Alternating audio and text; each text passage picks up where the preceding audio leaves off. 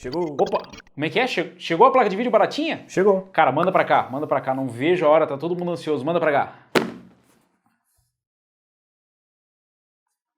Essa daqui é a baratinha? Sim. Mas essa daqui é uma RTX, não tem como ser barata, é RTX. Cadê a baratinha que a Nvidia falou que é? Essa aí? Essa daqui mesmo. 3050.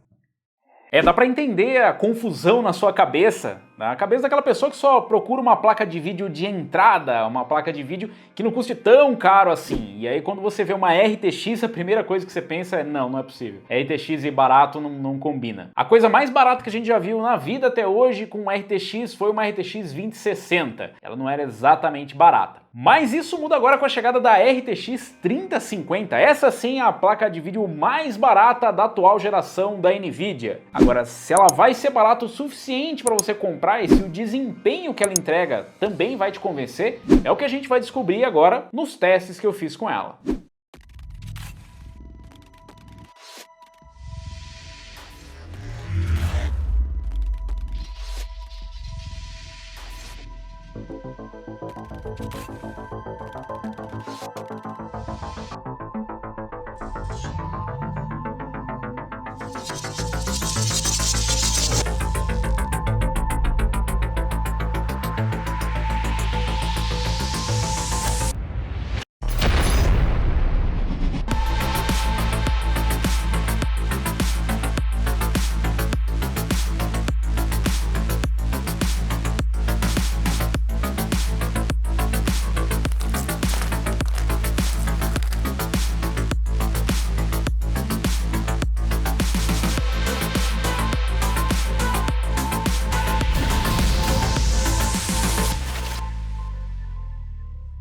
Mas antes de mais nada é preciso entender onde se encaixa a RTX 3050. E a Nvidia nos fez entender que a GTX 1650 é a antecessora da RTX 3050. E a RTX 3050 vem meio que para substituir ela. O que está completamente errado, porque a GTX 1650 chegou custando um pouquinho mais barato.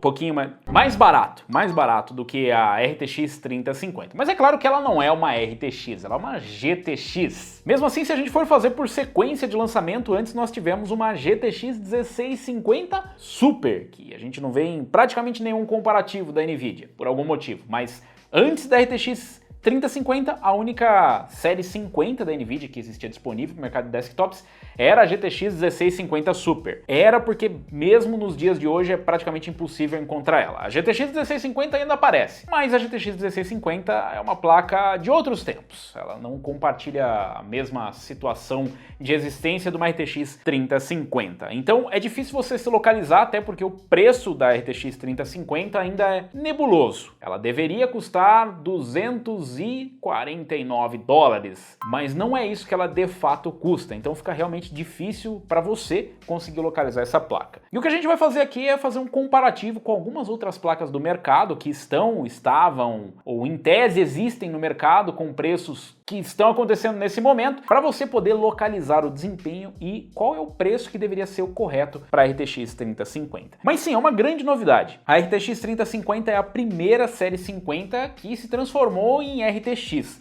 Nós não tivemos uma RTX 2050. É importante lembrar que a série RTX 30 é só a segunda série RTX da Nvidia, depois de vários e vários anos com GTX no mercado. A gente ainda não se acostumou muito bem, talvez por conta do preço e tudo mais, mas não existiu uma série 50 RTX antes da RTX 3050. Ela é a primeira da sua espécie e tenta aqui trazer os usuários de placas mais populares da Steam. Pelo menos é aí que a Nvidia está mirando, lá nos proprietários de GTX 1650, GTX 1060, quem sabe, ou de placas mais antigas que estão procurando uma opção de upgrade. A ideia da Nvidia é trazer o público para a geração RTX com Ray Tracing e DLSS, do qual essa placa é capaz. Então ela realmente tem RT Cores e Tensor Cores. Ela tem ali RT Cores de segunda geração e Tensor Cores de terceira geração. Além disso, ela tem algumas especificações bem interessantes, como 8 GB de memória GDDR6 mais 128 bits, e ela tem ali um clock base de 1552 MHz com um boost de 1777. Isso, é claro, é o boost padrão dos modelos de de referência, que meio que não existem, vão ser os modelos base da NVIDIA. A NVIDIA não fez nenhum modelo Founders Edition da RTX 3050, é um modelo de referência, mas existem os clocks e as especificações de referência. Esse modelo aqui especificamente é um modelo overclockado de fábrica, o que significa que o clock boost dele vai rodar ali na casa dos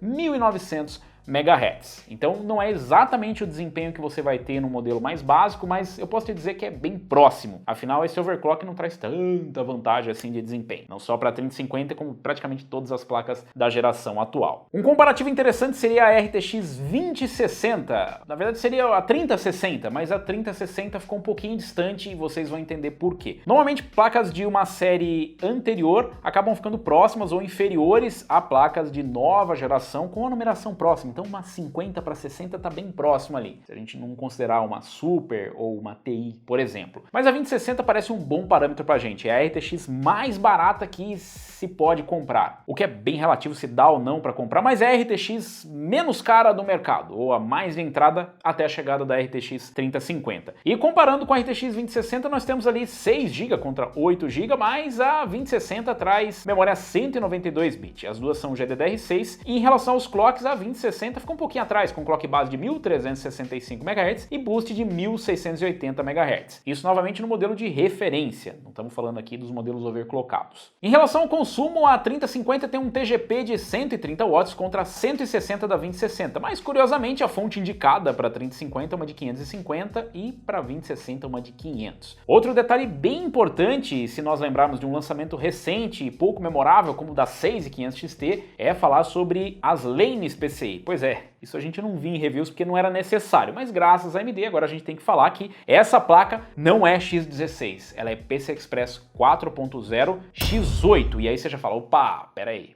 tem algum problema aí. Mas não tem nenhum problema. A 6500 XT utiliza 4 lanes PCI Express 4.0, que nos 3.0 pode ser um problema. Mas nesse caso, além de nós termos mais VRAM com 8 GB, nós temos aqui 8 lanes. E mesmo em PCI Express 3.0 você não deve notar nenhuma perda de desempenho relevante, pelo menos. A perda de desempenho vai ser praticamente nula. Mas é claro que o que você quer ver mesmo é o desempenho. Será que essa 3050 vai me convencer o suficiente para eu tirar dinheiro do bolso? Será que ela vale a pena em relação às placas que já estão no mercado ou vale a pena para fazer o upgrade da placa de vídeo que você já tem hoje? Para os testes aqui eu escolhi algumas placas mais antigas, outras ainda atuais, apesar de não tão recentes, e eu escolhi a RX 570, GTX 1060, GTX 1650 Super e GTX 1660 Super. Por que você não escolheu a 6500 XT e a 6600? Porque elas não estão disponíveis nem pra gente fazer testes aqui. Esse é o nível de não estar disponível no mercado. E para nossa bancada eu utilizei o Ryzen 9 5900X rodando em estoque com um ML240L V2 da Cooler Master. A placa-mãe foi uma Aorus X470 Gaming 7 Wi-Fi da Gigabyte. Utilizamos 32 GB de memória 3600 MHz Kingston Fury Renegade, um NVMe NV1 de 2 TB, uma fonte V850 Gold V2 da Cooler Master, e todos os testes foram feitos em 1080p. E sim, nós testamos com Ray Tracing DLSS, eu vou trazer para vocês depois dos resultados em rasterização, ou seja, sem Ray Tracing e sem DLSS. Começando por Control com o preset Ultra. Aqui a RTX 3050 ficou à frente da GTX 1660 Super, com média de 54 e mínima de 44, contra uma média de 50 e mínima de 41, mais 10 FPS atrás da RTX 2060 da geração passada, que fez 64 na média, que não é um resultado ruim, mas também não é surpreendente. É possível rodar a 60 FPS com uma qualidade menor ou apelando para o DLSS, uma opção inexistente na GTX 1660 Super, por exemplo. O salto em relação à GTX 1060 e RX 570 é bem respeitável, saindo da casa dos 30 para próximo dos 60 FPS. Em Cyberpunk 2077 com o preset Ultra, novamente ela supera a GTX 1660 Super, com margem de 10%, mas fica atrás da RTX 2060. Nenhuma das placas testadas conseguiu chegar aos 60 FPS no preset Ultra, mas isso já fica mais próximo da realidade em um preset mais plausível, como por exemplo no médio ou no alto. E mostra na 1660 Super e na 3050 uma margem bem maior em relação às antigas RX 570 e GTX 1060.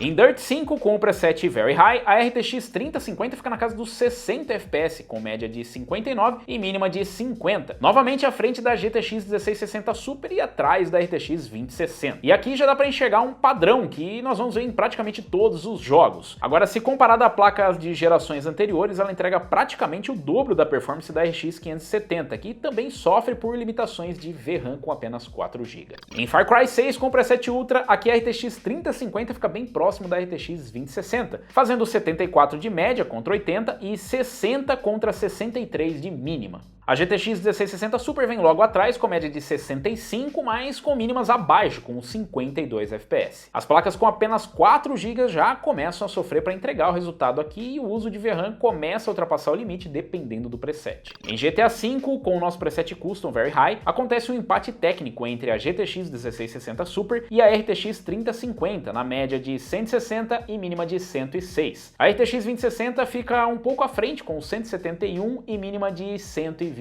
FPS, o que só é relevante nas mínimas, já que as três trabalham próximo do limite da engine, o que novamente é bom a gente observar que chegando lá próximo gera uma instabilidade, muito stuttering, não é exatamente onde você quer chegar. Esse já é um jogo em que mesmo na RX 570 você já vai ter uma boa experiência e esse desempenho extra só pode ser usado para colocar mais detalhes gráficos, mods ou de repente jogar um RP. Em Red Dead Redemption 2, com o preset do Hardware Unboxed, mais uma vez a RTX 3050 e GTX 1660 Super empatam tecnicamente nas médias e mínimas, com média de 68 e mínima de 53, atrás da RTX 2060 que fez 80 de média e 72 de mínima. Uma boa performance para esse jogo, mas sem muitas surpresas nessa faixa de desempenho. Em Shadow of the Tomb Raider com preset High, adivinha só? Empate técnico com a GTX 1660 Super. Elas fizeram uma média de 103 e mínima de 81, bem atrás da RTX 2060 que fez uma média de 125 e mínima de 92. Esse é mais um jogo onde mesmo a RX 570 já é capaz de entregar uma boa performance por ser um jogo mais antigo. Em Watch Dogs Legion com preset High, empate técnico com a 1660 Super, média de 62 e mínima de 51, ficando atrás da RTX 2060, que fez média de 73 e mínima de 61. Uma performance boa se comparada às placas mais antigas que ficam bem mais distantes dos 60 FPS nessa qualidade. E como eu disse, nós testamos também o Ray Tracing DLSS para ver se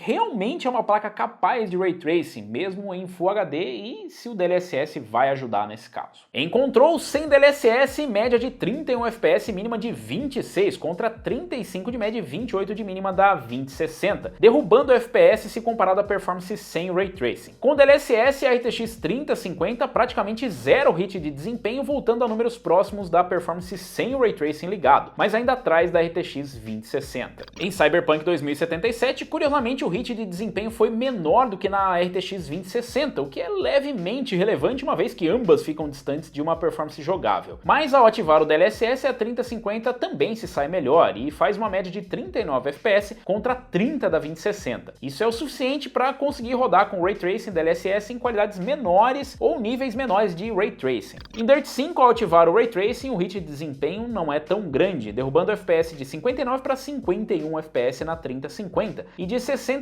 para 58 na 2060, sendo possível rodar o jogo com boa taxa de FPS em um nível levemente menor de detalhes do que o preset utilizado nos testes. Em Far Cry 6, mais uma vez, mesmo com o RT ligado e com tudo no Ultra, a RTX 3050 conseguiu entregar performance mínima para 1080p, com uma média de 58 e mínima de 49 FPS. Saindo do Ultra para o High ou com alguns ajustes, já deve ser possível atingir uma média acima dos 60 FPS, algo que não é preciso na RTX 2060, por exemplo, que já cumpre a tarefa com média de 70 FPS e mínima de 59. Ao menos nesse caso, a RTX 3050 tem performance de 1650 Super, mas com o Ray Tracing ativado. Em Shadow of the Tomb Raider, apesar das mínimas na casa dos 50, já é possível rodar o jogo sem o auxílio de DLSS, com média de 66 FPS contra os 75 da 2060. Ativando o DLSS, a 3050 chega na média de 81 FPS e mínima de 61 contra 90 de média e 64 de mínima da 2060. Em Watch Dogs Legion, ao ligar o RT, o FPS cai dos 62 para os 35 FPS e as mínimas dos 51 para os 29. Ativando o DLSS, recupera-se um pouco, indo para os 48 de média e mínima de 39. Se serve de consolo, a 2060 também não faz muito milagre, fazendo 55 de média e 49 de mínima com o DLSS, mostrando que aqui é necessário diminuir a qualidade para chegar nos 60 FPS. Bom, em relação à performance na rasterização sem Ray Tracing DLSS, a 3050 é basicamente uma placa que fica entre a 1660 Super e a RTX 2060, ou entre uma 1660 Ti e uma RTX 2060. Então é uma performance